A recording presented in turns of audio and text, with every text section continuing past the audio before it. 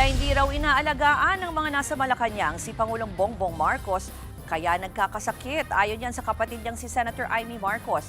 Kamusta na nga ba ang Pangulo? Alamin natin yan live mula sa Malacanang. Nasa frontline ng balitang yan si Maricel Halili. Mase, ano ba? Kamusta na ang Pangulo? Gumaling na ba siya?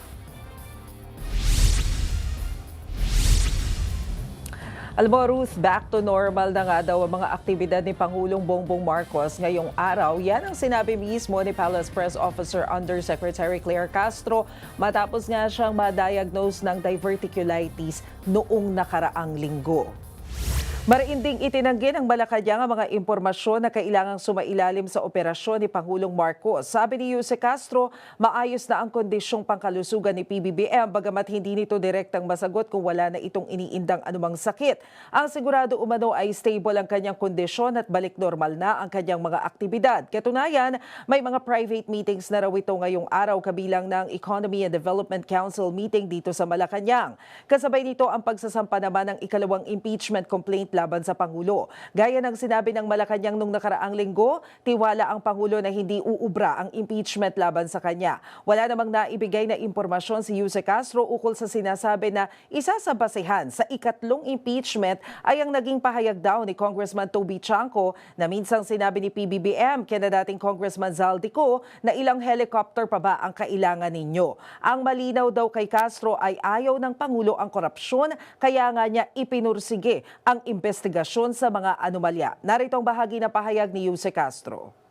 Wala pong naibibigay sa ating anumang mensahe ang Pangulo patungkol sa sinasabing pag-uusap nila ni Congressman Toby Tiangco.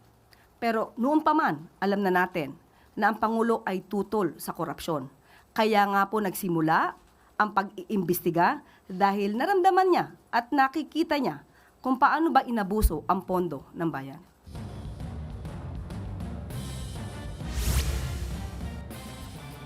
Ruth, tiniyak naman ng Malacanang na susuportahan ng Pangulo ang anumang ahensya ng gobyerno o sino mang opisyal ng pamahalaan na nagbibitiw ng pahayag para sa interes ng ating bayan. Kasunod yan nung ginawang pagpapatawag ng Chinese Embassy sa Philippine Ambassador to China dahil nga hindi nila nagustuhan yung sinasabi raw na smear campaign ni Coast Guard Commodore J. Tariela tungkol dun sa usapin ng West Philippine Sea. Pero sabi nga ng Pangulo, sabi nga ni Jose Castro, malinaw naman ang posisyon ng Pangulo tungkol dito. Dadaanin pa rin si diplomasya ang pakikipag-usap pero walang isusuko ang pamahalaan ni isang pulgada sa ating teritoryo. Ruth?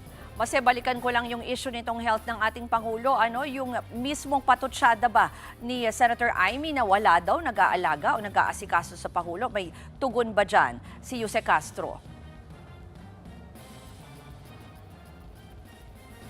Yes, Ruth. Actually, sa isang statement na inilabas din ni Jose Castro, sinabi niya na hindi dapat ginagawang biro itong pagbibigay ng payo tungkol sa kalusugan ni Pangulong Bongbong Marcos. Hindi daw dapat magpakakomedyante o maging payaso pagdating sa usaping ito. Ang kailangan daw ay totoong puso o kumbaga sincerity tungkol sa mga usapin pagdating sa health ni PBBM. Hindi raw ito yung panahon para magpaka-plastic sa mata ng publiko. Ruth? Yan pong Express Report ni Maricel Halili live mula sa Malacanang. Mga kapatid, Ruth Cabalco, para sa mabilis na pasada ng mga balitang dapat niyong malaman, mag-follow at mag-subscribe sa social media pages ng News 5.